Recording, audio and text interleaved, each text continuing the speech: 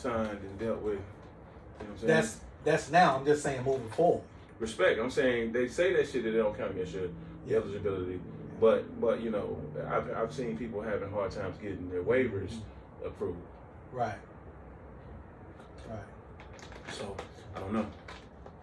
I would suggest that too, since there's written statement out there saying, you know, first 2 years don't count. Don't count. Now you got to hold them again, that against them. You still supposedly should have your 4 years left. Yeah. You know what I'm saying?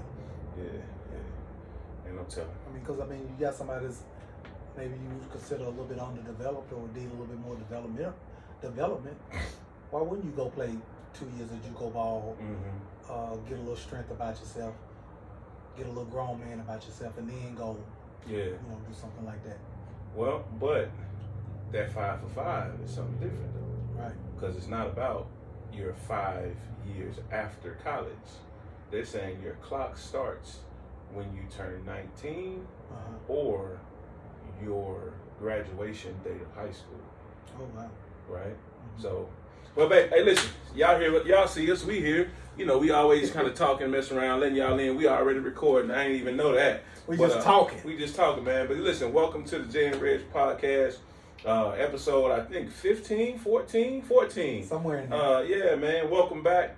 You know, this show, we got a lot of knowledge, got a lot of things going on. We got a few topics to talk about today. Right. Reg, what's happening, man? You look nice today, man. Shirt button all the way up, man. Appreciate it, man. Matching hats. This my little off-season attire. Shiny shoes. Yeah, little off-season attire. Yeah, twinkle toes. I get a chance to enjoy a little leisure time in the summertime, man. You know, had a rough season with a few little injuries or whatever, so I'm trying to work my way back, man, and trying to work my way back to trying to get healthy for the 2026, 2027 I knew something was up when I would look up and you had eye games. You had every other eye game. You know, you looking, man, scoot over. Right. You and the wife, Sherrod assist, popping up. I'm like, oh, well, you ain't repping. You like, no. And then when I stopped seeing you, I was like, oh, he must be healthy. He must be healthy now. But I mean, I tell you, that was a good opportunity. When I was out injured, was a good opportunity for me to get around and see some good basketball. So I did get an opportunity.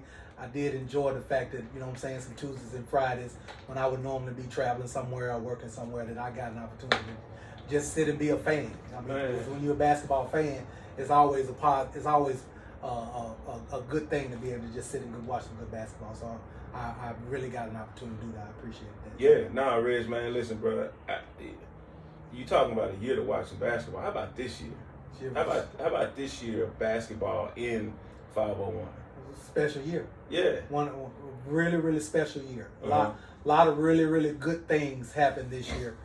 Some really, really good stories, man. And I mean, you got a story. You got a personal story. Yeah. Let's talk a little bit about that story. You know, we had a show when we talked about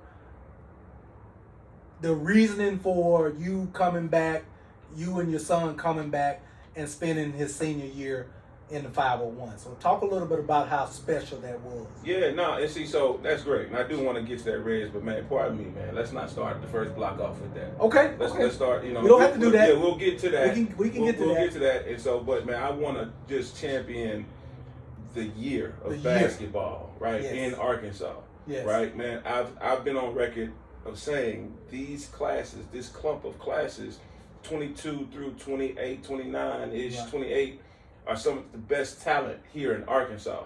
And so overall, ever, right? Again, now I'm clearing it up for everybody.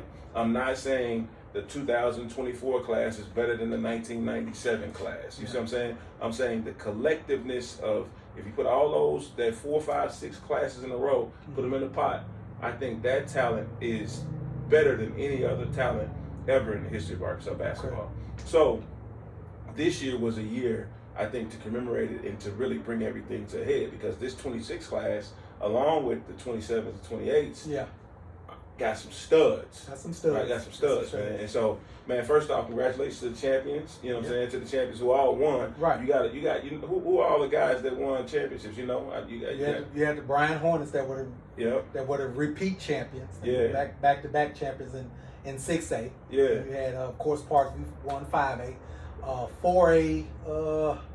That was Hall. Hall won that. Hall won the 4. Hall won that. 501 was just in that thing, wasn't Yeah, it? yeah. That's my alma mater. That's our alma mater. Yeah, exactly. I was in the building for that, man. I had a chance to see that. Shout out to Coach Coleman, man. Yeah, Coleman walked off with the trophy, man. You know, Hall will never play again. Shout out to Coach Coleman. To win it their last game, that's absolutely beautiful, man. To see Landon Hill start out. I mean, he won MVP of that game. Played, and that was an all 501 championship game. Yeah, against Mills, man. And, I remember that game. Mills just couldn't figure it out. Tristan gave him some trouble down low, man. They couldn't score consistently in the paint. Troy played big. Troy Hill. Yeah, shout out Landon. Landon Hill. Landon Troy's the dad. My bad. Yeah. I always do that, man. I always do that. I did too. I said the other day with Trey Hope and his dad. But nah, man. Landon played really well. You know, big game. Big game for him. He's grown up a lot, man. Yeah. But I just think Mills couldn't get it figured out. Mm-hmm. They didn't shoot the ball well enough from the perimeter to deal with having to combat going against Tristan in the paint. Because he changed so many shots. But yeah, I'm sorry, I cut you out. Yeah, I mean that Hall bunch, they were impressive. They were impressive in that 4A. The girls side, you got the 6A North Little Rock girls. Yeah. I mean, that was impressive. Coach Fimple goes out on top. Yeah. He ends up goes out on top. Must be a really, really special feeling that your last game that you play on the high school level, you win the state championship. Yeah. And then you of course, those that know that Coach Fimple's moving on to brighter pastures and moving on to coach women's college at Arkansas Tech University. So that's Arkansas Tech is getting the gym in the coaching profession and getting Coach Darryl Fimple over there. But I mean, they go out on top. Yeah. And they got a lot of young talent. That's what we were saying. I remember cracking a joke saying, do they play Springdale? Who do they play in the championship game? Springdale Harbor. Yeah. So I was saying Springdale gonna win this year, and then North Little Rock gonna win for the next 3-4 years. So all the young talent they got. Well, now that they've won it now, depending upon the coach and what that looks like, and I'm hearing some things that are going on behind the scenes. Yeah. They had a coach. They had? Okay, talk to me. The assistant coach, Rebecca McCoy, got the job at. Okay, well, I'm thinking it's still in the workings, but you already got the info. Well, I mean, it came out. It came out that they hired a coach. So, I don't know much about Coach McCoy. You know what I'm saying? I've heard some behind the scenes things that they went after some other coaches that have won at certain levels, so forth and so on. But for whatever reason or whatever, they settled in on Coach McCoy, and hopefully she'll have she's got a. She got a whip. She's got a whip. You gotta keep them there. Keep them there and coach them up. She's got a whip. You know what I'm saying? You walk into a locker room of a championship team, so she got an opportunity. Yeah. But also too, she's a champion as well. Yeah, absolutely. Right? She's just moving over a seat or two or whatever the case may be. I don't know the exacts, but I mean, you've been in coaching. That's a different seat, Jay. No, it is. That's a huge different seat. It's absolutely because number 2 always looks at number 1 as if it's easy, but then you get that number 1 seat and it's like, it's a lot of stuff to deal with. You got to deal with egos. You got to deal with personalities. You got to deal with parents. You got to deal with things. I've heard I've heard some stories about mine. I was coaching this team, and this particular kid came back. We win it too, and I'm thinking to myself, no, because his daddy wouldn't have let him go play with y'all. You know what I'm saying? So so it's a lot of different things that goes into it, right? You got that number 1 seed does a lot, says a lot, and it's the face of the program, right? Yeah.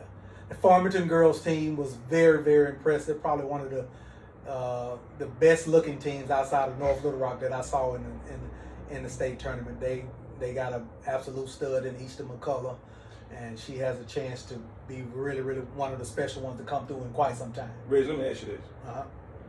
Because I sat courtside in the media area. Right. I wanted to see her, see her game. It's different when you see it in person and you just hearing about it. Yeah. Hearing about the stats or whatever. So I saw him. Now you gotta remember. Now we were in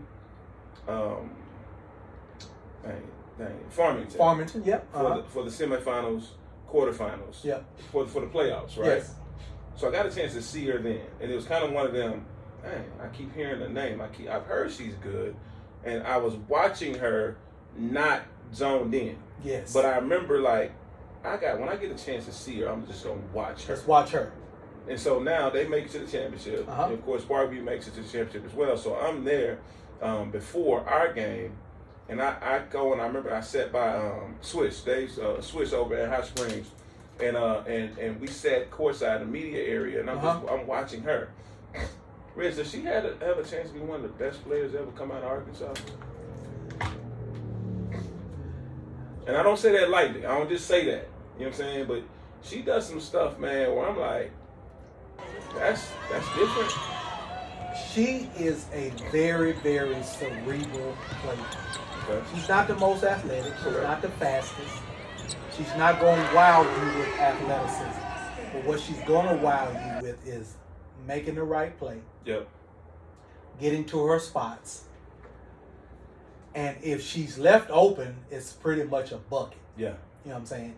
So that's going to be the deciding factor on whether I'm going to say that, because she's going to have the stats. Yeah. I mean, she's going to probably average 25 to 30 next year in her junior year. Mm-hmm. Just because scoring, it's easy for her to score. Yeah. You're going to throw, I mean, because here's the thing about it. They throwing junk defenses at her and all. And she's still making it happen. And she's still making it happen. Yeah. She's not a chucker. That's the thing about it. You especially in high school basketball, you'll see a lot of times where you'll look at a stat line and you'll be like, okay, man, such scored 35. But yeah, they shot 32 times. She's not a chucker. She's a very, very cerebral player. She's a little bit more quick and athletic than you would think. Yeah. You know what I'm saying? She's sneaky quick. Yeah. And boom, boom, 2 steps, get an open spot. I can knock my shot down, or I can make this, you know what I'm saying, this pocket pass and get my big a layup, so forth and so on. So I'm watching, and here's what I saw. I saw her. She's not on the athletic level of a Shakina Strickland or Shamika Christian. Correct. Or Christian Williams. Oh, Christian Williams. Yeah. She's not on that athletic level. So respect. Okay. But she a 10th grader. Yeah. And see, we thinking about those young ladies from finished product. That's correct. Leaving high school. That's correct. She a 10th grader. Yeah. Right? Yeah. Gatorade Player of the Year.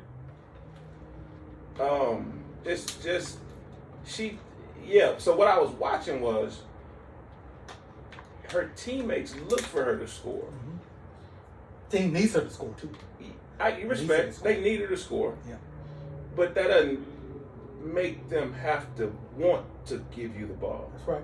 You've seen situations where people were hands down the best scorer on the team, but you got kids on the same team, trying to manipulate the game in terms of them. So what I'm saying is, they were wanting her. Mm-hmm. I remember seeing a couple possessions where she was a safety valve, right? A lot. Right. And then I also remember it was times where, I don't know if she was tired. This is where I got to watch some more. Yeah. But she was coming down and she'd make a drive. You could tell she wasn't trying to score the ball. Yeah. But she'd make a drive, get 2 feet in the paint, kick it out to her teammates, and they wouldn't shoot it. Yeah. And so now, here's what I'm looking at when that happens. She's frustrated at them. For not shooting. She'd make a play for them to make it easy for them. Her knowing that I'm getting a lot of gravity. I'm an ascending player. Kids are looking at me. Right. They got 1, 2 sets of eyes, 3 sets of eyes on me at all times. I can make the game easy for you. And some of them were still turning it down. And she was like, no, go shoot it. Go do this, go do that. And so I look at that type of stuff of like, now, as she gets older, yes, and she's able to have more of a voice, now she's going to be saying, no, shoot the basketball. Right. Now she's going to be fussing in the locker room. Now she's going to be saying, these are the things that gets me open looks, is by y'all being aggressive too. And so to me, it looks like, damn, she has another level. Well, she's not physically mature. She's not as she's going to be, right? So I don't count the athleticism stuff now because she's still a baby. She's 16, probably 15, 16. Yeah, but I don't think she'll ever be 6'1" or 6'2" though. Respect, I get you, but I'm saying being able to move faster. Yeah. Right? Go from A to B faster. Right. Right? Being able to get off the ground higher, being more powerful within her moves. Right now it's just skill. Yeah. Right? Now what happens when you add some stuff to it? Yeah. Right? So yeah, no, that's just a question I wanted to that's a good question, and my thinking on this, another aspect of McCullough's game that takes her to another level, in my opinion, is that she's the daughter of a coach. Yeah. You know what I'm saying? And that's I don't know if that's like a Farmington type deal. Mm-hmm. When I look at Easter McCullough, I look at her playing for her mom. Yep. I look at Johnny Taylor and Lane Taylor and Press. Yep. And you have an extension of the coach on the floor. Yeah. And they've been taught how to play the game of basketball the right way. Yep. From the time they were toddlers. Yeah. So that goes a long way, because here's the thing about it. The extra athleticism and stuff that she may not have, or she may not ever have, or whatever, just her overall acumen of the game, smarts of the game, so forth and so on, are gonna get her places, I think. Absolutely. But again, I'm saying, like, what happens when you add that to the mixture? When that's added to the gumbo? Yeah. And because she's savvy enough, the game, Absolutely. you can tell the game is already slowed down for her. Absolutely. She ain't in a rush. Right. So that's why I'm like, man, what am I looking at? Am I looking at, is she that good? Right. So yeah. So we talked a lot about that. I think I don't think we need to forget the fact that the Pulaski Academy girls won state championship in 4A without one of their best players. Sure did. She goes down in the semifinal game, doesn't play in the final game, and PA still finds a way to win it. Coach Becky Brown, Breaky Yarbrough, I call her Becky Brown. She's a Breaky Brown. Coach Becky Yarbrough comes down from Star City, plays in the championship game last year. This year they win it. Yeah. You know what I'm saying? And the majority of those girls are coming back. Yeah, I was gonna say they got a young team. They got a young team too. Yeah. They coming back, so they have an opportunity to be back-to-back champions. Yeah. Then you can talk about that Earl bunch. That Earl bunch probably was one of the most impressive bunches in the state as far as girls are concerned. One thing I do want to say though, I'm really looking forward to girls basketball in the 26-27 school year. Yeah. Because you look at like a North Little Rock, right? You look at a Farmington. You look at Robinson. Right? You look at PA. Those are all young bunches. Mills has a young bunch. They got a lot of kids coming back. Yeah, of course they're gonna lose a senior or two, but you can see how that won't stop the show. Those 3 or 4 teams will be state championship. Conway. Yeah, state Conway's championship. young and Yeah. They'll be in the mix, right? So that's good, man. That's good. I was thoroughly pleased to be able to be back this year. Right? Be able to I'm glad this year we were able to bring it back home, and I was able to get in the gym a little bit more often and watch some more Arkansas basketball. We got some studs here. We do. And you know the thing about it, Jay, I sit up, I'm watching the game the other night, and when I'm saying watching the game the other night, the NBA game the other night. And we always talk about how the state of Arkansas is underrated when it comes to producing NBA caliber basketball players. And I sit up the other night and I'm watching the OKC, and it's ironic because the game before that, I'm watching the OKC Lakers game, and you see 2 kids from Fort Smith, and you see a kid from Cedar Ridge, and you see a kid from Jacksonville. Yeah, name them. Some people might not know. You see 2 kids from Fort Smith. Two kids from Fort Smith, Isaiah Joe, and Jalen Williams, Arkansas born and raised. Then you see a kid by the name of Austin Reeves, plays for the Lakers, from Cedar Ridge, born and raised. Dad was a college basketball player at Arkansas. Dad and mom played at Arkansas State. Gotcha. Had an older brother that's pretty damn good, Spencer Reeves. Reeves family is a basketball family. And then you got Nick Smith Jr. Playing for the Lakers. Then I look up, and the game before that, one of my really, really good friends is refereeing the game. So I mean, when you see stuff like that, Yeah. you look up on a Tuesday night or a Wednesday night, and you can see kids that 10 years ago were running up and down a basketball court in a gym in Arkansas, and you be like, man, these kids, like you say, the kids that we have in this state are so talented, and they very well can be in that same position 5, 6, 7 years from now. I think we will see some more. So let me ask you this, and this is a tough question, because we've had enough kumbaya shit for this program. So why, those names, and I hear you on that, because, man, that's thoroughly impressive. Why we can't, now Jay Will and Isaiah Joe played around here. They did. Right? Yeah. Why can't we keep this talent here? AAU wise, summer ball wise. Why can't we put together these teams that make sense when some of the guys complement each other? I get it when they don't complement each other, but we've had a class or two where guys really complemented each other, and they weren't able to get them together on the floor to represent the state of Arkansas. Why is that? I think the number one reason is because there's people outside of the kids that have agendas that they put forefront of the kids. Who is the people outside the kids?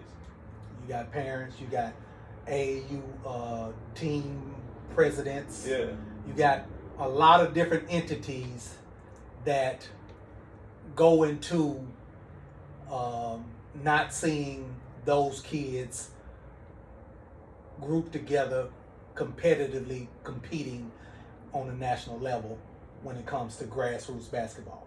So what you mean? Like they're not? I'm not. Help me out. Make it more clear. So I'm saying what I would say the gatekeepers in the state of Arkansas that have the pull, the ones that are making the decisions as far as grassroots basketball in the state of Arkansas are too stubborn to get together and make it happen. Okay. For whatever the agenda is. And a lot of it is personal agenda. Okay. You know what I'm saying? A lot of it is personal agenda that gets in the way of sometimes young people's. Now we pod. See, I baited him in on this whole kumbaya shit, and everybody, hey, we're talking about this. Is she the best could ever be? Hey, everybody feel good. Now we talking. Because here's what frustrates me the most. Okay. And we've had this discussion. And I might not agree with what you're saying. Ad nauseum. Here's what frustrates me the most. Yeah. Is that AEU programs or grassroots programs outside of this state can pluck our best players and they go play on these circuits for other organizations outside of the state and shine with those organizations, when if the gatekeepers in this state could figure out a way to make it happen, then it could be something that could be done here. How do you get Nick Smith to stay here? And I ain't talking because you can say, he played it for the such and such when in the 8th grade, 7th grade. I'm talking about when it counts. You have a. I mean, here's the thing about it. If you had the conglomerate of those particular players, Nike's gonna come. So it's a Adidas Nike is gonna come. Adidas thing.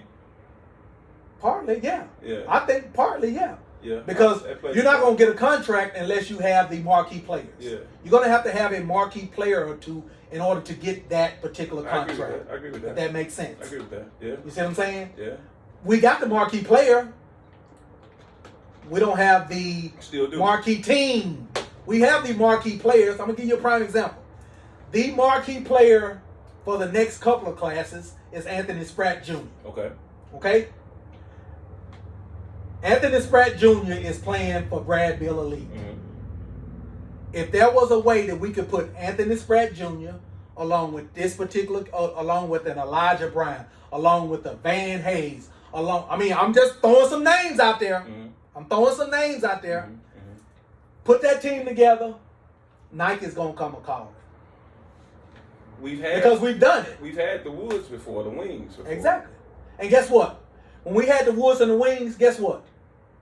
Malik Monk played with who? With his brother at the Wings, the Woods. Who else was on that team? Daniel Gafford. Jason Tatum. Jason Tatum came and played a time or two. Don't let the picture. But I'm just. He didn't play like a whole season. I'm making a point that if you have the product, then the other stuff will come. We got the product. We just not putting it together. So. Okay, it's just like baking. So that makes it's just like baking a cake, Jay. That makes your statement wrong then. No. You said if we got the product, the other stuff will come. We got the product, so why? Because we're not using the ingredients to bake the cake. So now you're kind of going on to my point, and so now this is what I think, right? Because you got the ingredients. I'm gonna say you got the ingredients, but you're not putting the ingredients together to bake the cake. If that makes sense. So let me go here for a second. The people I named out that left and went out of state to play. Right. Nick Smith.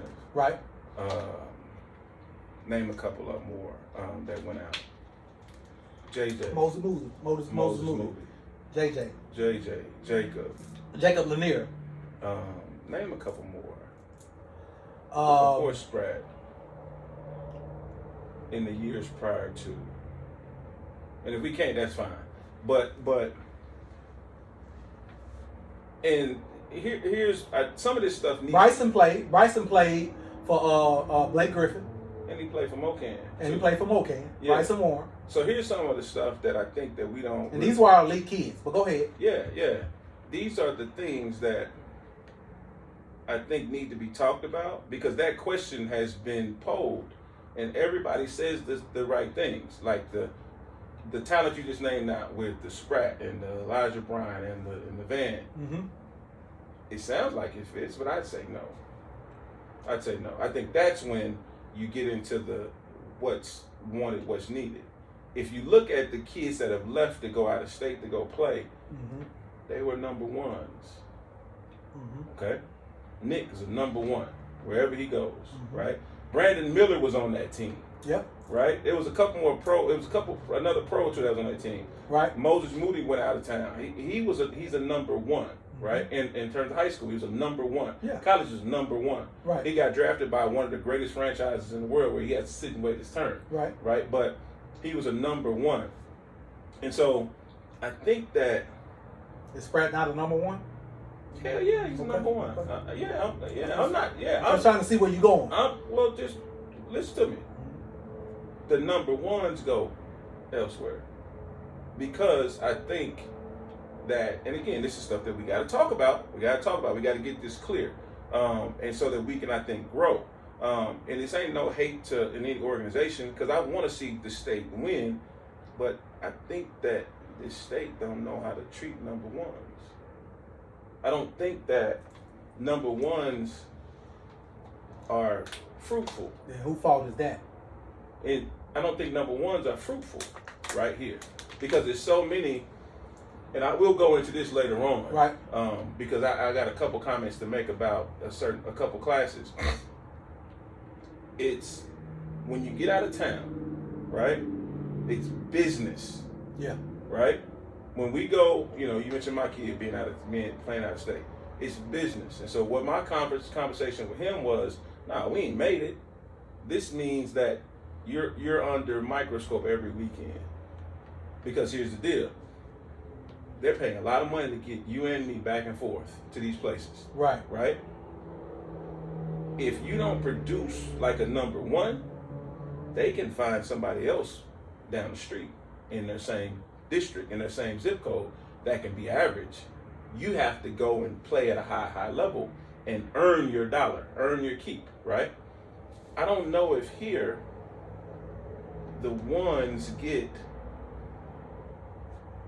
the treatment that ones need, that ones deserve, right? And so what I mean by that is that ball going to swing to the one like it's supposed to swing to the one? Is the game plan going to be to make sure that this particular player, hey man, I get it, everybody can hoop, everybody is good, but we have a guy that can get us over the top, right? And so now is that guy gonna get looked off?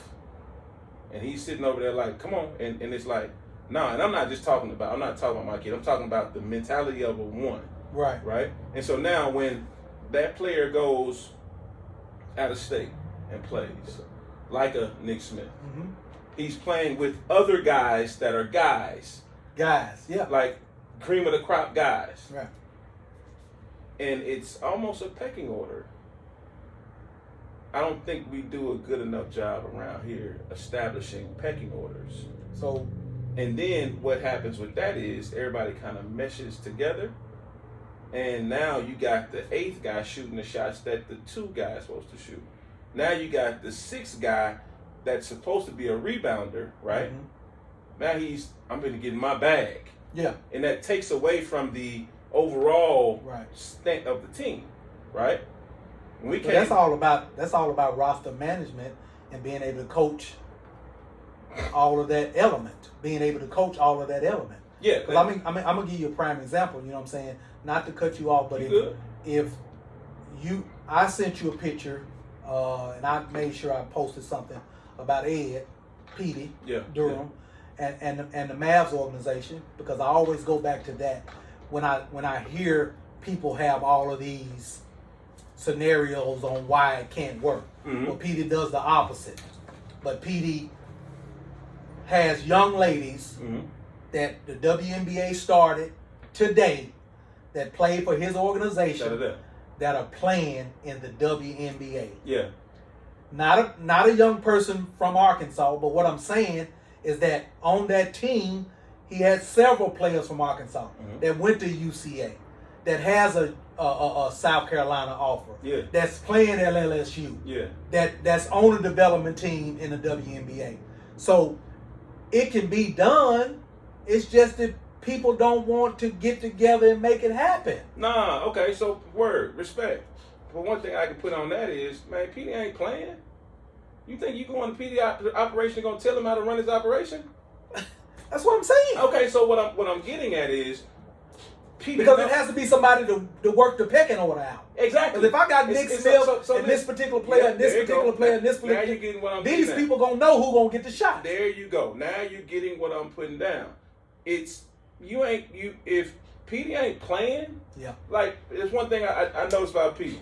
Before I got a chance to really kind of dive into his basketball stuff, I think, damn, he tough, man. He talking to girls like that, damn, he this, that, and the other. But then I realized, nah, shit, they come there for that. They want that. And so what happens is they're going to get on the next level? Because you're going to get on the next level. And if you want to be serious about it, man, you're going to do what you're going to do. I talked to several fathers that be like, man, shit, I had to leave out of there talking to my baby like that. Right? But you getting what you need. You're getting what you're going to get. Yeah, you're getting the maximum of what you could get out of it, right? Mm-hmm. And then also Petey going to do this. All right, 6th person, if you out here doing the BS, guess what you're going to do? Well, you're going to take my jersey off. Yeah. Right? We ain't going to play that. I don't care what your daddy's screaming from the sideline, your mama. I don't care about none of that. It's going to be like this here. Mm-hmm. Right? And so now that warrants a situation where you can cultivate a culture, you can cultivate a way of playing, you can cultivate what's going to happen. Because you look at it like this. If you look at pros, there is a pecking order. Yeah. Right? Where you run into situations where it gets hairy is when you don't really know who's who. Right? College, the top guys you know who they are. Right? In high school, the higher level high schools, you know who the guys are. They've separated themselves. Right? They made themselves a number 1, number 2. They have a thing that they do that's elite, and they do that. Not saying they don't work on the other stuff, or they don't try to make the other stuff show up, but you're not going to, I've been working on this behind the back, tween. That don't work. But you know what, though, Jason? With you saying that, made me realize something, made me think about something. Talk to me. When you said pecking order. Because there was a time when there was a pecking order in the grassroots organizations in the state, and that's when the level was at its best. In my opinion. In my opinion. Yeah, you know. We had the Wings and the Hawks hey here. Man, hold on, wait. You know what Malik Monk was. Exactly. You weren't finna come in there and take your show. Exactly. Right? Yeah. And now that doesn't mean Malik's going to have the best game every Right. game. That don't mean he's going to be the best player on the floor every single game. Right. But that number one knows that, yeah, I'm going to be able to do my Right. number one shit. Right? And versus, I don't know what this game is going to look like. Right. I don't know what this my coach has to prove. right. My coach has a, yeah, not, you know, I ain't going to say it because I don't want to beep it out. My coach, man, I've been doing this for 37 years, and you're going to listen to what I'm saying because I know, and I'm this, back when I used to do, and I had a team 22 years ago that used to do this, well, my dog. And it's a lot. This It's a lot of changes. Things undermining changes. and undercutting stuff that's going on behind the scenes. So that's that why hurts the that's young why I people. fight back Hurts the about the young whole product. Things are going to fall into place. No, we have the product.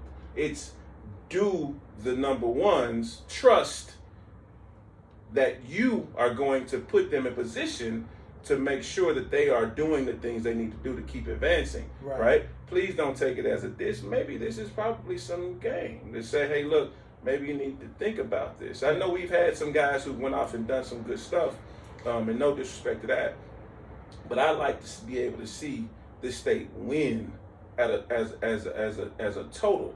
Yeah, I chose to go elsewhere with my kid. We had conversations about certain things, but understand this: it's if you have a talent and you know for sure your talent kid is a talent. Mm-hmm. Now, we talked on the last episode about levels. Yes, there is a such thing as levels. that's right. No matter what the feelings are, no matter who you are, how you think, how you feel, it ain't right. This kid reclassed. This kid did this. This kid's dad is that.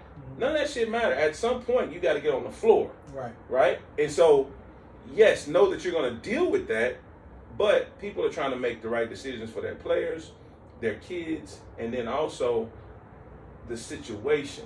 Because the coach, we want to know, parents want to know, kids want to know that the coach is in charge of the situation. But the organization should see it. Because here's the thing about it.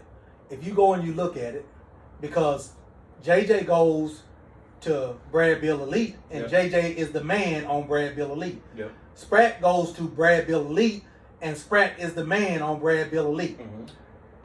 Nick Smith, even though he plays with Brandon Miller, Nick Smith was the number one player in the country. Yeah. Playing with Brad Bill Elite. Because it's understood. Because it's understood. It's understood. So if Nick Smith can be the number one player and the man on Brad Bill Elite, he can be the number one player and the man on Arkansas whatever, and put the same type of talent around him. No, he can't. If that's what we're gonna agree to disagree. Listen. Okay. I'm agreeing with you. I'm just being sarcastic. I got you. If the culture isn't right, Nick Smith can't be Nick Smith if you got 4 or 5 guys thinking that they Nick Smith. Yeah. And nobody is saying, hey son, I get it. But you're not Nick Smith. But you're not Nick Smith. Hey dad. Yeah. I get it. He's not Nick Smith. Hey dad. Hey person, I appreciate you for being here. Right. And you add to what we're doing, but you're not Nick Smith. Yeah. Right? And so that's it. So That's the please issue. don't get me twisted. I'm agreeing. I'm just being sarcastic. Yes. We're podding here. Yeah, Right? I got you. Right? So now, yeah, we are gonna disagree on some stuff. I don't care. But no, I think that's one of the things, that's one of the hurdles.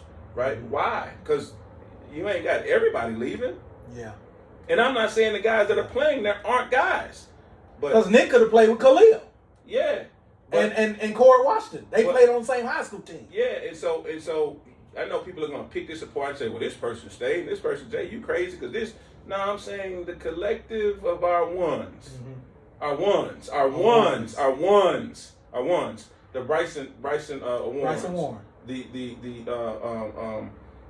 Nick Smiths. Yes. The J.J. Andrews. Malik Monks. The Malik Monks. Yeah. Bobby Portis. Portis. He stayed, but some of these people stayed, but the vast majority of our number ones, they're going somewhere else. And you ask yourself, why? Yeah. That might be a reason. And so we might need to look at certain things in different ways because, all talent don't match. Yeah. I've been a blatant, obvious. Because may need to have a Nick Smith, and I'm just using Nick Smith. I mean, he's one of my favorite players. I'm just using Nick Smith and a Bryson Warren. You just need somebody to go sit over in the corner. but you need somebody to just go catch some lobs. There you go. There you go. You need somebody to play some defense and rebound. It's a puzzle. Yeah. And so once you have your ones, you have your things that fit, that do these things, because you don't need 7 scores. Yeah. The worst team in the world would probably be a team full of Michael Jordans. Right. Because all of them think they Michael Jordan. Right. Right? And so now you need a Bill Cartwright that's not, I don't need no shots. Mm-hmm. I just need to rebound. I need to block shots and be the enforcer. Yeah. But see, the problem is... And we make the Final Four, the EYBL, and everybody eats. The problem is, there you go. The guys that's the Bill Cartwright's dad, who's still a pro, he's still a pro, is thinking, man, I need to be doing that. I need to be getting this off, right? I need to be getting, I need to show my bag. No, what's going to get you paid, what's going to get you your scholarship are the things that you bring to the table, your Superman talents. And so that's what I think that we don't do as good. And the reason why I know it works, Jason, because I'm going to go to this team. And Joe Johnson was the guy. Okay. Joe Johnson, Mark Green, Danny McCall, Jared Hart, Alex Finger, I forget the guy, Stephen Osler. They had a plethora of players, playing. But this was an Arkansas Hawks team, specifically Arkansas players that had a major impact on the national circuit as far as grassroots basketball. Correct. And it can be done. Correct. With like you said, we had the alpha, but that particular situation was different because 4 or 5 of those guys played on the same high school team. Respect. So it was a little bit different. Correct. But it can be done. It's just, it's a lot of other aspects of that keep that particular thing from happening. And I just get frustrated, even though I love to see those kids play because, my plan is to go see Spratt play next week in Memphis for the second session of the EYBL because, I really enjoy watching him play. I think he's the next one that, at the high school level, next year will be his junior year, that has a chance to, Absolutely. has a chance to be special. Listen, he's a pro. Let me make it really simple. He's a pro. He's the best player in Arkansas right now. Yeah. He's a pro. Now, I look forward to seeing him continue to develop. Mm-hmm. I'm big on not getting fat. I want to see how he does where he is the guy and everybody knows it. Yeah. Are you going to keep your foot on the gas or are you going to sit around and I see it.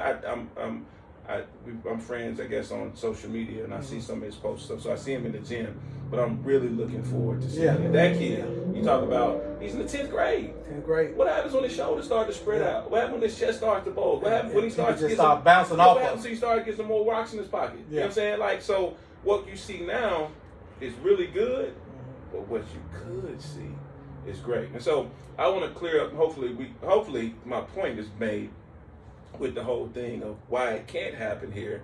One is because I think people aren't realistic. Yeah. I think people, we got the whole, I'm better than him, or I can do this and I can do that, and so you end up getting each other's way. And you got grown people that have aspirations for their young people or instill, and it's okay to instill confidence. I'm all about instilling confidence in your young person to the point where they feel they can run through a wall. Yep. But then again, you also have to understand there are levels. You ain't Nick Smith. Yeah. Get out the way. Swing that. Yeah, swing that ball. Swing that. Swing that ball. And you need to have a coach that's willing to say, time out. Time out. That's not what we're doing. Swing that ball. Yeah, respect. So, Jay, listen to me, man. We can talk all day about high school basketball, man. I do want to talk a little bit about college basketball. We had some recent news about the 5 for 5. The 5 for 5 and the expansion of the NCAA tournament from 64 teams to 76 teams. Tell me what your thought is about the expansion first. Let's talk a little bit about the expansion from 64 to 76 teams as far as your NCAA tournament. 12 more teams looks like. Bro, I'm not a big fan of the expansion of 64 or 68 to 70, whatever it is. Yes. It's at 68 now. Yeah, it's at 68 now. I think that's like, man, you, at some point, man, damn, you give them participation trophies, right? Mm-hmm. There's going to be a not make it. Yes. You know what I'm saying? Yes. Like, we went from 64 to 68. Yeah, you added 4 teams, and that's good. But at some point, it got to stop. Because you go 70, 76 now, however many, and then now you go to 80. Because there's going if you had 76 or whatever number it is, you got the numbers exactly. 76. 76 teams. Well, now you're the 77th team, and you got to fuss and we didn't, and we did this, and we beat the number 32 team, and you know blank. We played lights out all year, and we lost in the semifinals of our conference tournament, but we're 29-3. That happens. You know, that happens. Yeah. And so, and I'm again, man. This is the way that's the way I run my house. This is the way I communicate with my boys. You know, man. Sometimes you just weren't good enough. Yeah. You can quit blaming everybody else. It ain't the referee fault. It ain't your coach fault. It ain't this. No, it's your fault. Yeah. Now do something about it. So Jay, I think, and I read a little bit on some of the reasonings behind it, and I think just the blind eye will not understand this particular aspect of it. Yeah. You'll know once I say it, because Jacob was recruited by some teams from that league. Yeah. The Pac-12 is coming into the NCAA tournament. True. So it's like adding an additional Power 4 conference to the mix. So I'm thinking that's one of the reasons why the NCAA felt like they needed, because that's going to be a whole nother automatic bid with this particular conference, so forth and so on. And then you may have 3 or 4 teams in that conference that you would hope would make it or whatever. Then you have a few what you would consider mid-major, especially this past tournament. You had a few mid-majors that you probably figured should have probably made the tournament, as opposed to some of your Power 5 conferences, if that makes sense. So Pac-10, it won't be, you know, we got recruited by Texas State, a couple of teams out of Pac-10. It's a new Pac-10. Pac-10, Pac-12, I'm sorry. Yeah. But they're redoing it, rebranding it, got new teams. Boise State, Texas State, Utah State, you know, San Diego State. There's a couple of those teams. So they're not Power 4 or Power 5. They probably 7th, 8th, 9th, something like that. Yes. So I hear where you're going, but I don't know that's the answer. At some point somebody's just not gonna make it. Right. You know what I'm saying? That's just, I think that's how you keep things. Does it dilute the product where you looking at some bad basketball, a couple of those first round games? You just really looking at some bottom of the barrel type stuff. Yeah, I don't want to say bottom of the 16 barrel. 16 against 1. Yeah, I don't want to say bottom of the barrel, because you're gonna have that 16 beat the 1 at some particular point in time. Now that might be once every 30 years. Few and far between. Right. Yeah. So, but I do know that there's people that are just let down. Yeah. Right. But that's what I think makes it so much more. It makes the regular season so much more important, because now you gotta schedule the right teams. You can't just go play, you know, the team on side of the road and get 30 wins and think that because gets the coaches they and mad scientists trying to make this schedule work to where they're gonna be. Yeah, we got 27 wins. Yeah. Nah, man, you got to go play guys, and so I think that there is, you know, blame it on not having feelings for it, but it's like, man, sometimes that makes you better, dog. Right. If you get excluded, say I get excluded my 10th grade, my sophomore year, right? Man, my junior year, man, we coming back with authority, like with vengeance. Yeah, you saying, nah, man, I'm not going out like that. So now preseason is different. So now as a junior coming in, you stepping up being more of a leader. Them freshmen coming in, you saying, nah, this is the way we do it here. Because I'm not finna have that same feeling like I had last year. We gonna do this, and you gonna hold your seniors accountable too. All right, y'all gonna go out like the seniors last year went out, and so now it adds a certain pop to you. Yes, that's a certain fire to you versus let's make a way for him to get in or her to get in, and so I think that leads to we're gonna get in anyway. Yeah, you know what I'm saying? You know, and so I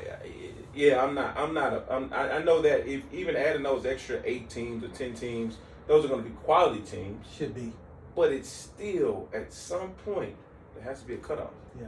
Right? But I mean, and then you have those mid-majors that have a legitimate gripe that we tried to schedule such and such, such and such. We can't get we can't get them to come play. We can't get them to come play at a neutral site. Go to their place and play. We can't get them to allow us to come to their place and play. But they won't play us. Respect. So you might not be able to get Duke, but you might be able to get Auburn. Yeah. If you can't get Auburn, you might be able to get South Carolina. Can't get South Carolina, you might be able to get Clemson. right? So man, again, it ain't gotta be something. It ain't their fault. Right.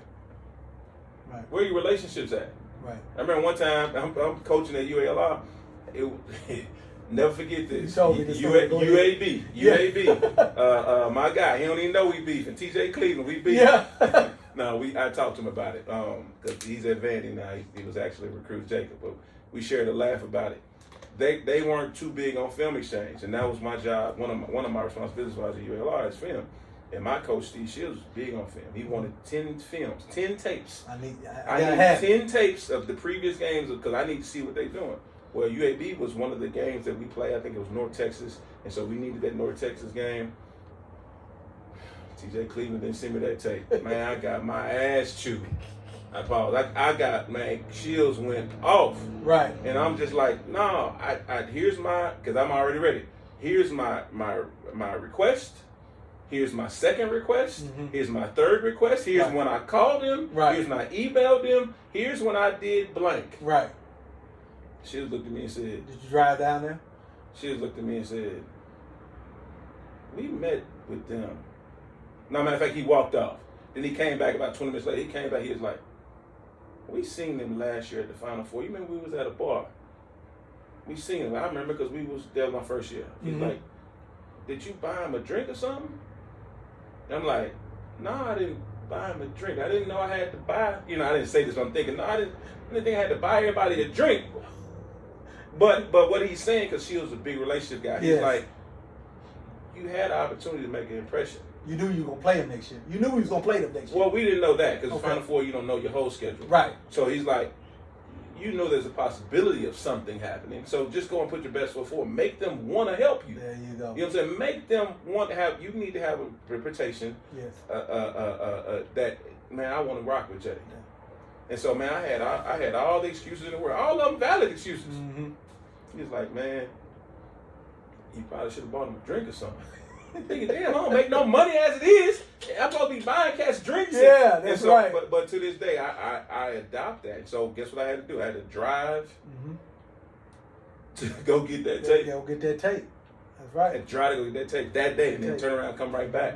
But nah, it's one of them situations where, man, sometimes it's just your best ain't good enough. Yeah. So go be better. Go be better. Go get it done. Go figure it out. It wasn't. Yeah. It ain't the referee fault. It ain't they hating on you. Sometimes, man, we just got to be better today. So Jay, let me ask you this here. And I know because this is something that's going to be affect you and Jacob moving forward, so forth and so on. Have you had an opportunity to do some research on the 5-and-5 rule and give us a little input on how that particular deal works? Yeah. So 5-4-5. 5-4-5. That's what it's called. 5 is what terminology is. Okay. And I've done research. I'm not gonna say I know every single thing about it, but I know enough to be able to have a conversation. So from what I know, what they've put out, you have 5 years to complete 5 years of playing. Right. So there's you don't, if you play year 1. You still got 4 years left to play. If you play year 1 and 2, you still got 3 years left to play. If you play year 1, 2, and then get injured in year 3 and don't play all the years don't play at all year 3. At the end of year 3, you still got 2 years left to play. Okay. There's no more medical redshirting. There's no more. It shouldn't be any waivers type things. Now, of course, there's going to be some small things that's through the cracks. But what I'm hearing is it's from your 19th birthday or the date of your high school graduation. That's when your clock starts. Which one is over the other one, I don't know, but that's when your clock starts. So you have 5 years from that date to complete 5 years of playing that particular sport. So with what you're saying once this takes effect, and a lot of these older players are grandfathered out of college basketball, you're no longer going to see the 27-year-old senior. Correct. So, and then also, too, it's not retroactive. Okay. Like, so for instance, if there's a kid that was supposed to be, he's a 4-year guy at Nebraska, right? Okay. They were thinking that he would possibly be able to come back to Nebraska for his 5th year. Right. His 5th year playing. Well, they're not going to take guys previous. It's not retroactive. It's not retroactive. You can't go back in the past and get guys, because then now you'll get guys that say, well, man, I graduated in 2020. I only played 4 years. Yeah. I got a year left. I got a year left. Right? So this is how I think you cut some of that stuff off. And now from this point forward, and I don't even know if it's passed all the way through. I know that they've started the preliminary voting. I think they're doing some tinkering with it. Yeah. Because they want to. One thing the NCAA's done, every little ruling that they brought about, they've worried about, is this something that we can face legal action moving forward? Correct. And if you let that guy come back and play, now you really can't tell the guy from 2022. So they take baby steps. Yeah. So no, I agree with that, because now if you let that open, now you open Pandora's box. Mm-hmm. You know, you got guys say, man, I didn't get my 5 years. Yeah. Right. So what I'm hearing is that guys from this point forward, meaning, here's how it benefits guys though. Guys that have already played 3 years, and this year would have been their senior year. Yeah. This year coming up will be their senior year. Mm-hmm. What I'm thinking that I'm reading is they'll now have another year after that. Mm-hmm. You see what I'm saying? So, like for instance, I'll put a name on it. Wagner. Yeah. That transferred and went. That we was with Kentucky, came to Arkansas. Right. Now he's at Maryland. Right. Right. He was supposed to be year 4 for him. Yeah. So now, from what I'm reading, what I'm comprehending, he got 2 more years. Yeah, 2 years. This year coming up and the following year. You have 2 years left. Right. So yeah, there's some benefit to it. There's some uncertainty about it, because now what happens with the whole JUCO thing? Yeah. They were saying because technically they say JUCO don't count. A year ago they were saying that your 2 years at JUCO don't count towards eligibility. Yeah. But in this situation, where does that work in? Because if you got a kid that graduated and let's say a kid graduated 25, he went to JUCO last year, right? When it was established that you don't count JUCO. Yeah. Now, if he goes to JUCO 25, 26, he's 2 years. Yeah. Then he goes to a NCAA team, D1, D2, whatever it is. 5 and 5 sounds like he's only going to have 3 years left. Sounds like he's only going to have 3 years left. Yeah. Right. 5 and 5. Yeah.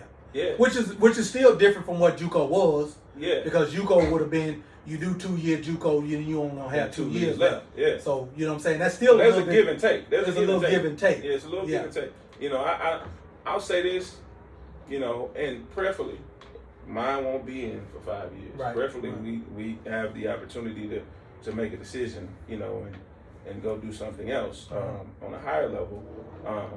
But I like it because it puts parameters around. I'm more of a black and white guy. Yeah. You know what I'm saying? I need, hey man, what are the rules? What's the goal? All right, let's figure out how to get there. Yeah. When you start putting a lot of gray area in there, and well, this year he didn't do, and this that, and then now well, this kid doesn't, and so that's when you end up with 27-year-old seniors, right? Chad Baker Mazzaro. Yeah, well, I didn't put no name on it, but I did. It is what it is. Well, man, Razorbacks recruited him, didn't they? For what? Well, I'm saying don't rain on him. You raining on him, but if he was Chad Baker Mazzaro. But if he was a Razorback, they say he might be 29. But you'll be recruiting him. Well, how old was Thon Maker then? Now, hey, nobody knows. Yeah. Razorbacks recruiting his brother, I think. Exactly. I think they recruiting his brother. Yeah, so now he could be 31. Get up out of here. But no, I think this makes it a little bit more black and white. Yeah. It's a little bit less manipulative. You can't manipulate it as easy. If you have a 5 years. Yeah. Do it within these 5 years. And this is what I think I'm sorry. No, you good. And let me get this off real quick. I think there was a faith-based thing, like you go on a sabbatical or something. BYU type with the military. With the military, I think those were the only exceptions. Yeah. I think so far. 2-year mission. Yeah, I don't know about the medical side of things. I don't know about any of that. But that'll be something. Here's the thing about it. That'll be something that they're probably working out too, because again, if you saying it's 5 and 5, but you saying I can go to BYU and I could play a year, then do a 2-year mission, and then still have. Yeah. But it's 5 and 5. I'm not gonna be. I'm gonna be over the age threshold by the time my 5 is supposed to be over. But they say I'm hearing they're going to give waivers for that. For that, you know what I'm saying? For those two things, Right. military and your religious. So one other thing, Jay, because I was happy to see this particular situation happen. I wanted to get your thoughts on this one. We've had some kids that have, for whatever reason or another, skipped college, chose some sort of pro route. Yeah. The pro route situation didn't work, and they've had an opportunity to come back and play college basketball. Tell me your thoughts on that. And that's tough, man. That's tough. If I didn't have a kid, I'd be, let's do it, right? Let's do it. Yeah, make it eligible. Make them eligible. But I have a kid that's playing against some of these guys. Now they make it tough for some high school athletes. It does. A lot of high school athletes. But then also too, I know some people who are in that situation. I'm cheering for them and their kid in their situation. Absolutely. That's kind of right. And so it's like, damn, man, I want people to win, but I don't want them to win. And you know, it's tough. It's tough. It's a tough time. Mm-hmm. I am, again, on the black and white side. Okay, if that's gonna happen, well now, but I know for sure my kid gets 5 years. Yeah. You know what I'm saying? So now if you're gonna take some stuff away, add some stuff too. Mm-hmm. Think about the kids like the 2024 kids. Yeah. They were dealing with COVID kids. They were coming in as freshmen, and they got kids, people that have been in college for 6 years, and you know, and all this. The landscape was completely different. So I don't think that it's gonna be perfect, and it for sure ain't gonna be perfect for me or mine, right? That ain't what we signed up for. So now we got to figure out how to make the best in situations. You got to figure out what school, what league, what coach understands and gets what you're trying to get out of this thing. Right. So I just, like I said, I mean, I had some mixed feelings. We had some discussions via text, over the phone, and that sort of thing when a lot of that stuff was going on, and you had some guys from the G League like becoming immediately eligible. And listen, let me give you him. Immediately eligible. Let me give you him. I would show you a text message, but I ain't the screenshot. Don't do it. So when such and such did it at Baylor, he screaming and cussing in the text message. This such. I can't believe this, that, and the other, third, fourth, fifth, and sixth. He old, he this, that, and the other. Then when Bryson Warren go, well, hey, that's my guy. Yeah, I mean, that's what I'm saying. So it's kind of one of them like, I don't know what's right or wrong. You know what I'm saying? I don't know what's right or wrong. And I hate, there's somebody that got love for the first kid, and and they don't know Bryson. You know what I'm saying? It just so happened we got relationships that makes us say he should be able to do it. You know what I'm saying? Right. So I don't know. I don't know what's right and what's wrong. You know. And that was my whole thing. That's why I was kind of on the fence as far as that's concerned, until the situation happened with Bryson. Yeah. And when I tell you, I was elated to see that young man is going to get an opportunity to play college basketball. Me too. I even reached out to the family via social media or whatever and just let them know, hey, I'm going to be your number one fan outside of playing Arkansas. Yeah. You know what I'm saying? Outside of playing Arkansas, because here's a young person, and I think that the state of Arkansas didn't really get an opportunity to see how good that young man was because he only spent his freshman. He's a 10th grader, and that's what I'm saying. His freshman and his sophomore year playing basketball in the state of Arkansas, and had one of the best sophomore seasons, in my opinion, in the history of the state of Arkansas. You know what I'm saying? Outside of them winning the state championship, I mean, he averaged close to 25 points a game. Yeah. As a 10th grader, being the man, so forth and so on. So I am really, really looking forward to seeing that young man, Bryson. Big ups for you getting an opportunity, for the rules to be the way they are, for you to get an opportunity to play some college basketball. Because I think that Bryson is the type of kid that college basketball needs. I think he's really going to flourish in the college game. With the way he plays, I think he's really gonna flourish with the college game. I agree 1,000%. Again, I don't know what's right, what's not right. I'm happy for that individual situation. Absolutely. Happy that he's getting a chance to go and rock and do what he needs to do. Shout out to the family too. Shout out to Shedrick and Bryson and all of that, the Warren family, because that to me is one of those exceptions to the rule where I feel like the NCAA, with all of the crap that they do back and forth or whatever, giving kids like him an opportunity that, chose the pro route in that particular situation for one reason or another, didn't work out. He's getting an opportunity to come back and play some college basketball. Yeah. So tell me, Jay, we doing a lot of talking, and like I said, we talk a lot via text and that sort of thing. As you come full circle from Pee Wee basketball, grassroots, high school, prep school, to the point now where you're about to let your young person move on, where he's probably going to be reporting to his college campus here pretty soon. Talk a little bit about how all of that's come full circle and how you're feeling as a dad with the whole process and how it went.